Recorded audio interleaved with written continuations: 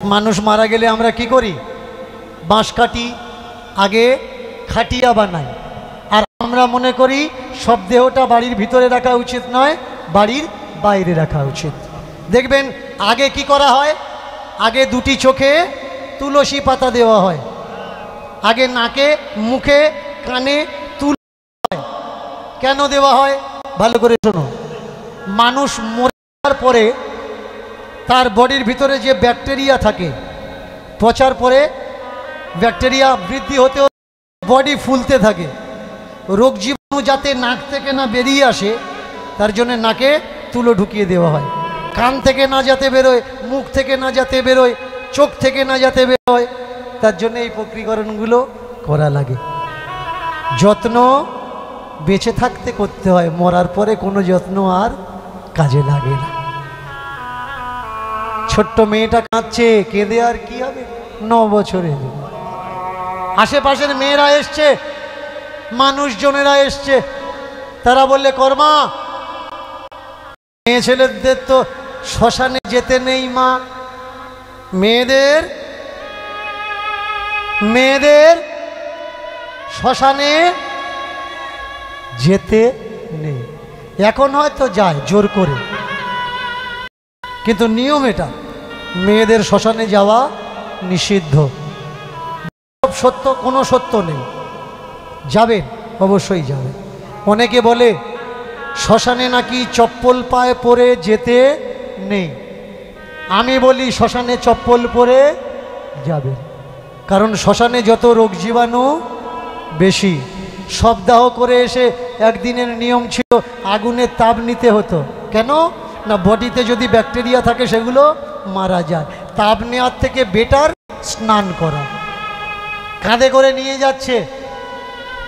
মানুষ মারা গেলে আমরা যে রেখে আসতে যাই, তাকিয়ে দেখুন কত বড় বড় কুসংস্কার আমরা পালন করি। পাড়ার মদখোরগুলো আসে মদ খেয়ে, ও শুয়ে আছে, করছে কি কেউ বেঁচে থাকবে? আরে চিরদিন কেউ থাকবে? তোল তোল, কাঁধে করে তোল। খেয়াল করবে, যে মানুষটা চলে গেছে চিরতরের জন্যে, তাকে বিদায় দেওয়ার জন্যে গেলাম আমরা মদের। বলুন তো এটা কি করা উচিত? অনুরোধ করব, এই নিয়মগুলো করবেন না, এই নিয়মগুলো করবেন না। যদি পারেন নিজেকে পরিবর্তন করার চেষ্টা করুন। যে মানুষটা মারা যায়, মরে যাওয়ার সময় আমাদের একটা শিক্ষা দিয়ে যায়। কি শিক্ষা দিয়ে যায়? সে মরে যাওয়ার পরে আমাদের শিখিয়ে দিয়ে যায়, ভাই তোদেরও মতো আমি একদিন হেঁটে চলে বেড়াতাম, কিন্তু দেখ তোরা আমাকে রাখতে আসিসনি, তোদের ঠিকানাটা আমি তোদেরকে দেখানোর জন্যে আনলাম। তোরা যাই করিস এখানে তোদের আশা লাগবে। আমি যত বড় বলশালী হই না কেন, যত বড় ক্ষমতাশালী হই না কেন, আমার এখানে আশা লাগবে। অনুরোধ করব ভাইরা, আমার সমাজের মানুষদের, যদি কাউকে রেখে আসতে যান, কেউ যদি মদ খায় তাকে বলবেন এই সময়টা খাবেন না, দয়া করে খাবেন না, সপ্তাহ করুন। অনেকে বলে যে ভাই যারা লাশ পোড়ায় একটু খেতে না দিলে হয় না।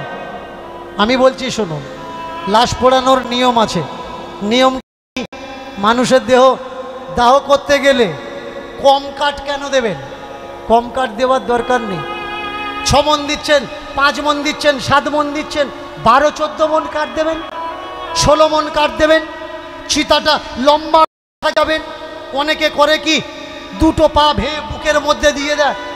কেউ কাট করে, কেউ তো আবার জ্বালিয়ে দেওয়ার আগে মুখের দ্বারে হাতটা এরকম রেখে দেয়। চাল, কলা, আতপ চাল, মধু, ঘি, তিল একসঙ্গে চটকে হাতে তুলে দিচ্ছে। কেন? বাবা খাবে। ভাই বেঁচে থাকতে খাওয়ালি না, মরে গেছে, এবারে পোড়াবি, এই সময় তার মরার হাতে চালকলা তুলে দিচ্ছিস, ও খাবে? ও খাবে না রে ভাই। ডাকলে কি আর পাবি তারে, দুধের বাটি হাতে করে। ও সে অচিন দেশের অচিন পাখি, ডাকলে কি আর পাবি তারে, দুধের বাটি হাতে করে। মরার পরে আফসোস করে কোনো লাভ নেই ভাই। বেঁচে থাকতে যত্ন করো, দাঁত থাকতে দাঁতের মধ্যে, তা না হলে বাবা বাবা করে কেঁদে পাগল হয়ে যাবে, বাবাকে পাবে না। মা মা করে কেঁদে পাগল হয়ে যাবে, মাকে পাবে না।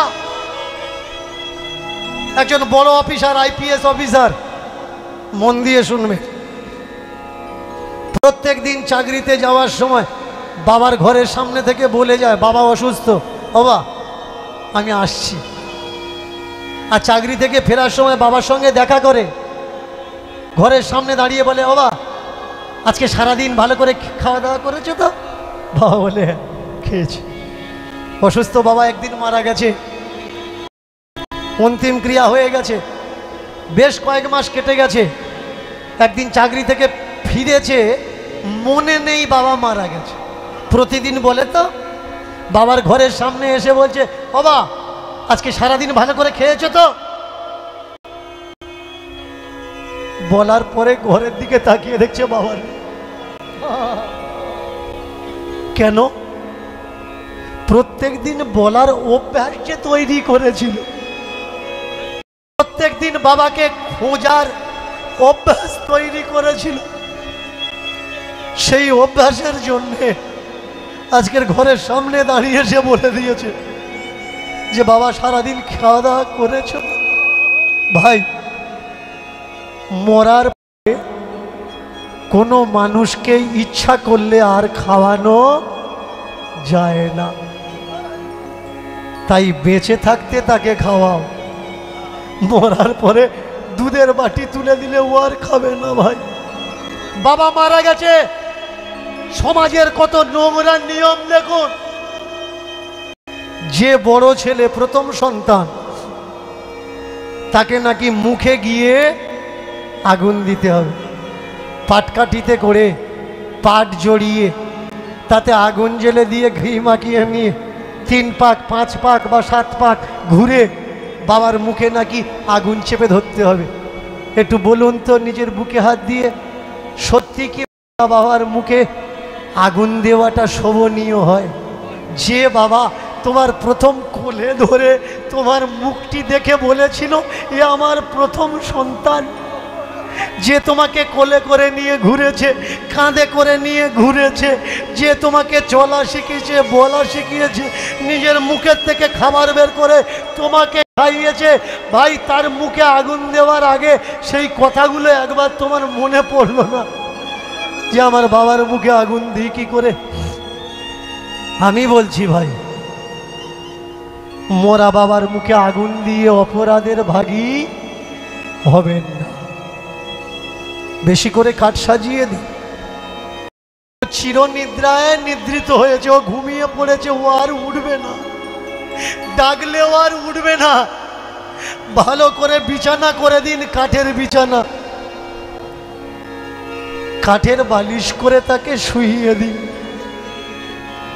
ফুল বর্ষা করুন, আর করজোড় করে বলুন যে বাবা আমি হারিয়ে ফেললাম, আমি আর পাবো না তোমাকে, আমি তোমাকে যদি কোনো কষ্ট দিয়ে থাকি বাবা, শেষ বিদায়ের সময় আমার মাফ করে দাও, আমার ক্ষমা করে দাও। যেখানে আছো তুমি ভালো থাকো, আমাদের আশীর্বাদ করো বাবা, আমরা যেন ভালো থাকতে পারি। গলায় কাছা নেয় অনেকে, নিজেকে কখনো প্রশ্ন করবেন কেন নেবেন গলায় কাছা, কিসের জন্য নেবেন? আমাকে অনেকে বলে যে গলায় কাছা নিলে যদি না নেয় মানুষ বুঝবে কি করে ওর বাবা মরে গেছে। বাহ, যার বাবা মরে গেছে তার কি ঢেড়ি দিয়ে বলা লাগবে নাকি সমাজের কাছে আমার বাবা মরে গেছে? কেন ভাই সাদা পোশাক কেন, এমন অত্যাচার কেন? তুমি না খেয়ে শুয়ে আছো, মাটিতে শুয়ে আছো, বলো তো দেখি তোমার বাবার আত্মা সে বলবে যে হ্যাঁ তুমি শুয়ে পড়ে থাকো, মাটিতে তুমি কষ্ট পাও? কোনো বাবা মা চাইবে না তার সন্তান কষ্ট পাক। হ্যাঁ শোক পালন করুন। কদিন পরে গিয়ে কেউ বলছে 10 দিনে, কেউ বলছে 12 দিনে, কেউ বলছে 11 দিনে, কেউ বলছে 1 মাস। কি করবে? শ্রাদ্ধ করতে হয়। শ্রাদ্ধ করলে কি হবে? তোমার বাবার আত্মা স্বর্গে যাবে। কে স্বর্গে যাবে? আত্মা স্বর্গে যাবে। বলো তো ভাই স্বর্গ কোথায়? মহাকাশে রকেট চলে গেছে, স্বর্গ খুঁজে পেয়েছে? স্বর্গ কোথায় আছে? দেখা গেছে ফিজিক্যালি স্বর্গকে পাওয়া গেছে? ফিজিক্যালি স্বর্গ পাওয়া যায়। স্বর্গটা কল্পনার একটা মাত্র কনসেপ্ট। স্বর্গ কল্পনার একটা কনসেপ্ট, নরক কল্পনার একটা কনসেপ্ট। স্বর্গ বলে কিচ্ছু নেই, নরক বলে কিচ্ছু নেই। তবে স্বর্গে পাঠানোর জন্যে ব্যবসাটা কিন্তু অবশ্যই আছে। আপনার বাবা মারা গেছে, শুধু যে আপনার এরিয়ার পণ্ডিতরা খাবে তা নয়, আপনার কটা বোন যেখানে যেখানে বিয়ে হয়েছে সে গ্রামের পণ্ডিতরাও খাবে। আপনি করবেন শ্রাদ্ধ, আপনার বোনেরা কি করবে? চৌত্য। আর তার ভাগনারা কি করবে? ভুজি দেবে, আগুন ছড়াবে। একদিন একজন আমায় ফোন করেছিল, বাবা মামা মরে গেছে, ভুজি দেবো, আমার হাতে আগুন আছে, আগুন ছড়াবো। তা আমি কোনটা কি করব বলুন? বলছে, আমি জিজ্ঞাসা করলাম তুই কি করবি? বলে করবি মানে আমি তো নেড়া হয়ে ঘুরছি, 3টে মালসা আমার ফেলা হয়েছে, আজকের কাজ শুরু হবে, আমি কি করব? আমি বললাম তোর এখন ফাঁসি হবে, আমি কি তোর আর বাঁচাতে পারবো? ফাঁসির আগে জ্বলতি বলতিস আমি তোকে বাঁচাতে পারতাম, এখন তো তোর দাঁড় করিয়ে দিয়েছে মঞ্চে, করব কি? বললে বাবা ওরা বললে আমার হাতে নাকি আগুন আছে। হ্যাঁ রে, তোর মামা মরেছে, আগুন দিয়েছে চিতায় শ্মশানে, তোর হাতে আগুন দিয়ে উঠলো কি করে? বলে পাড়ার লোক বলছে আমার হাতে আগুন আছে। আমি বললাম এক কাজ কর, তোর পাশে কে বসে আছে? বললে যে আগুন ছাড়াবে সেই লোক বসে আছে।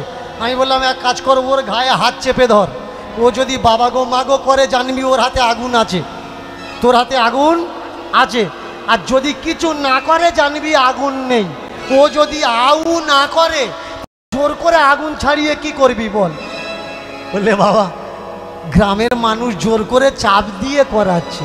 হ্যাঁ রে গাধা, তোকে চাপ দিয়ে নেড়া করাচ্ছে আর তুই মাথা ভিজিয়ে বসে গেছিস।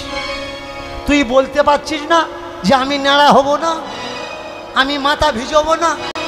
এখন কোনো শিক্ষিত ছেলে হ্যাঁকাতি করে নেড়া হব না বলে ওরা একটা নিয়ম বার করেছে, 50 টাকা করে ধরে দাও, নেড়া হওয়া লাগবে। শুধু তাই নয়, ওরা এখন কন্ট্যাক্ট নেওয়া ধরেছে, সাথে যা মালপত্র লাগবে দেওয়া লাগবে না, আমরা নিয়ে আসবো, হাফ টাকা আমাদের দিও, সেই তো আমরাই নেব।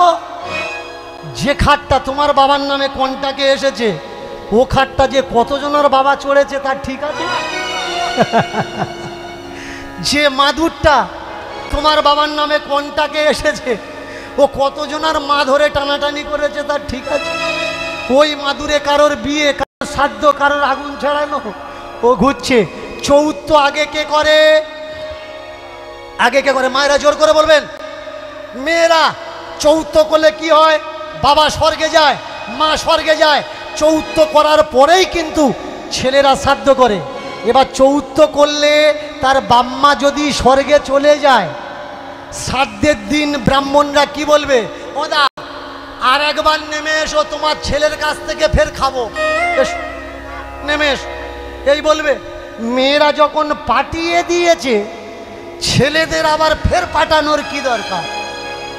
তাকিয়ে দেখুন, আপনার মা মরে গেছে, আপনার বাবা মরে গেছে, শ্রাদ্ধটা হবে কোথায়? গোয়াল ঘরে, পুকুরের পাড়ে। এবার বলুন, মাটির বেদি তৈরি করলেন, মাটির বেদি তৈরি করে কাঁচা আতপ চাল, ঘি, মধু, তিল এগুলো দিয়ে চাটিম কলা দিয়ে চটকে আপনি দিচ্ছেন পিণ্ড, বাবা খাও। যা নেশা করতো সেই পান বা বিড়ি দিয়ে দিলেন, বাবা খাও। বলুন তো, আপনার বাবা যখন বেঁচে ছিল ওই কাঁচা আতপ চাল কলা চটকানো খেত? খেত না। সমাজের দিন মাছ মাংস থালা করে ধরে, কাগজের থালা করে ধরে পুকুর পাড়ে দিয়ে ন্যাকামো কান্না কাঁদছে। মার কথা মনে পড়ছে, বাবার কথা মনে পড়ছে। কেন? পুকুর পাড়ে দিয়েছে। ভাই, ও বাবা খাবে না, ও তোর মা খাবে না, পুকুর পাড়ে দিয়েছিস তুই এক রাশি ভাত, ও কুকুরে খাবে। বিচার করিস এই নবজাত, ওটা তোর বাম্মা খাবে না ভাই, ওটা খাবে কুকুরে। বাবা মায়ের নাম দিয়েছিস তুই পুকুরে, বাম্মা খাবে না, ও খাবে, ও খাবে কুকুরে। আর কুকুর যখন এসে খাবে, পাড়ার কিছু কিছু বুড়ি আছে দেখবেন,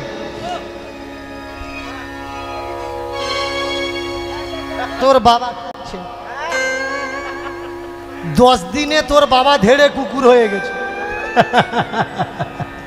একটা কুকুর হতে কতদিন টাইম লাগে? 10-12 দিনে বাবা ধেড়ে কুকুর হয়ে গেছে। তাকিয়ে দেখুন, আপনি যখন ডাক্তার দেখাচ্ছেন, আপনার যদি রোগ না সারে আপনি সেই ডাক্তারকে দেখাবেন না, ডাক্তার চেঞ্জ করবেন, চেঞ্জ করবেন। ডাক্তার যদি রোগ না সারে ডাক্তারকে আপনি জিজ্ঞেস করবেন না যে ডাক্তারবাবু আমার হলো কি, কি রোগ হয়েছে, কেন সারছে না, আমি বাঁচবো কি বাঁচবো না?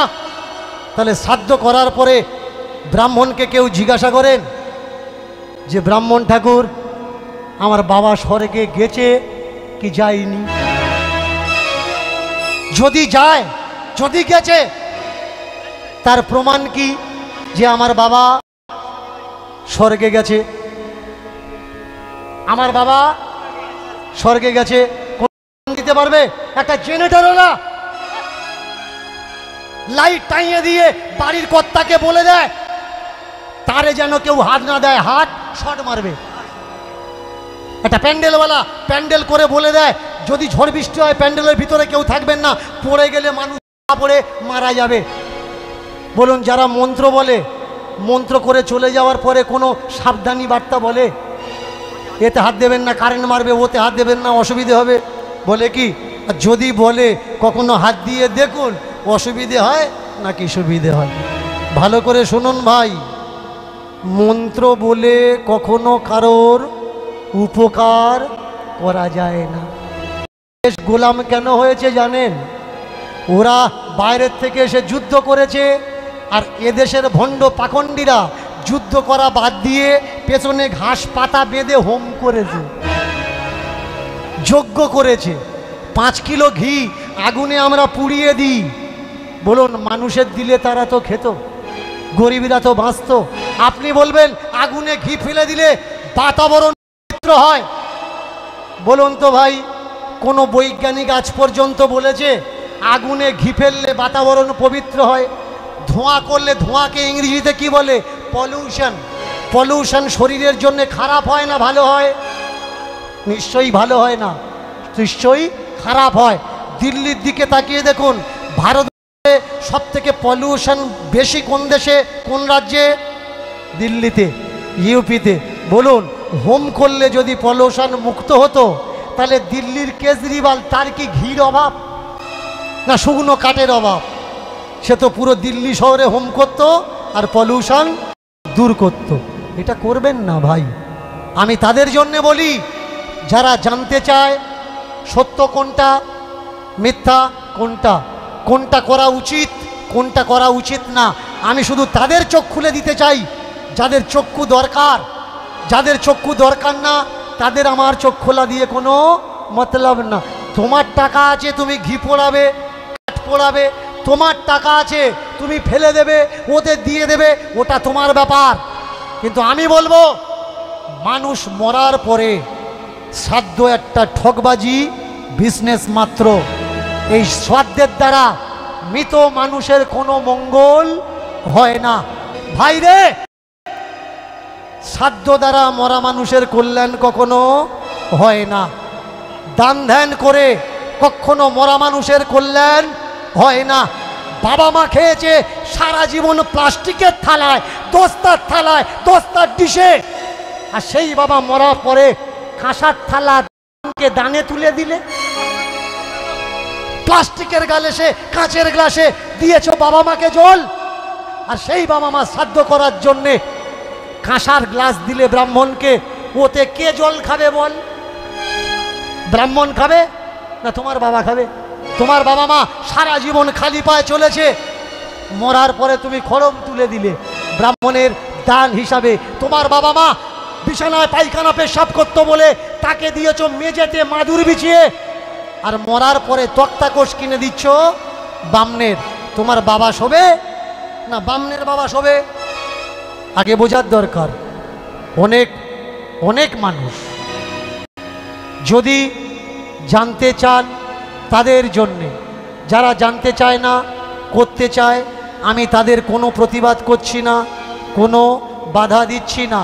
একটু ভেবে দেখুন তো, মরার পরে আপনার বাবা নাকি প্রেত লোকে চলে গেছে, প্রেত লোকে, ওই প্রেত লোকে জল খাওয়ার জন্যে ছটফট করছে। এক ফোঁটা জল আপনি দেবেন মন্ত্র পড়ে, তবে আপনার বাবা খাবে।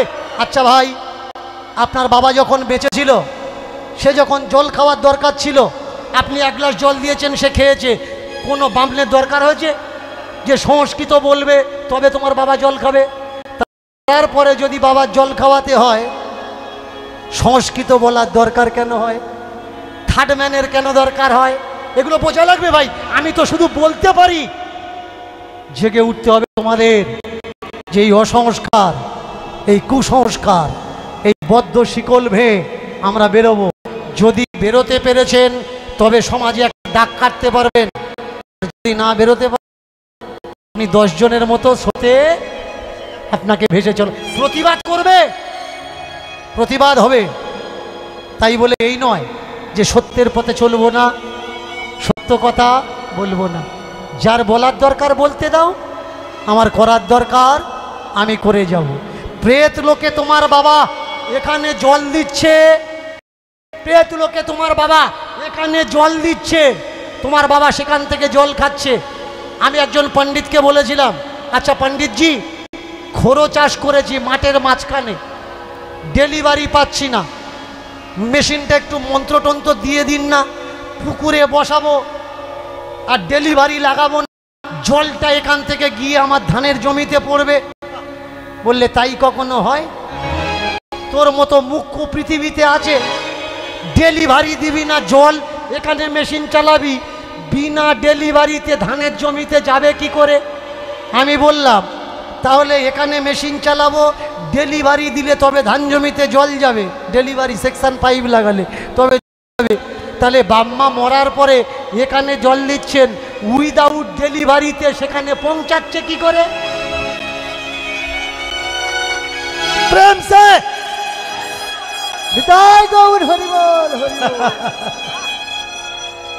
এটা কিন্তু আপনার বোঝা লাগবে।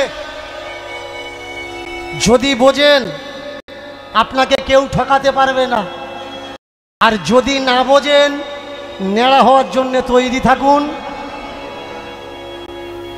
ওরা আসবে, নেড়া করবে। যদি বোঝেন ভালো, আর না বুঝলে খাট বিছানা গদি কিনে রেডি করে রাখুন, ওদের বাম্মা শোবে। এটা আপনার এতে কিচ্ছু হবে না। ইউপিতে প্রচার আছে কি জানেন? আপনার বাবা মা, মরা বাবা মাকে যদি খাওয়াতে চান, ব্রাহ্মণের মুখ থেকে পূর্বজরা নাকি খায়। ভালো করে শোনো, ব্রাহ্মণের মুখ থেকে পূর্বজরা নাকি খায়। তোমার বাবা মা মরে গেছে, তোমার বাবা মাকে তুমি খেতে দেবে, কি করে খাওয়াবে? বললে শোনো, কোনো পণ্ডিতকে তোমার বাড়িতে ডাকো, যা যা খাওয়ানোর ইচ্ছা তাকে খেতে দাও, তার মুখ থেকে তোমার বাবা খেয়ে নেবে। চমৎকার। আমি একজনকে ডাকলাম, ডেকে বললাম, ঠাকুর মশাই, আমার কাকাবাবুর ক্যান্সার হয়েছিল, ডাক্তার বলেছে 3টে কেমো নিলে ঠিক হয়ে যাবে, 2টো নিয়েছে, একটা নিতে পারেনি। তা আমার খুব ইচ্ছা মরার পরে তার একটা কেমো দেবো, একটু আসবেন আমার বাড়িতে, আপনাকে কেমো লাগাবো, আপনার লাগালে নাকি মরা মানুষ পেয়ে যায়। কেমো লাগাবে কেন? খাবার দাবার হলে আমরা আছি, কেমোর বেলা আমরা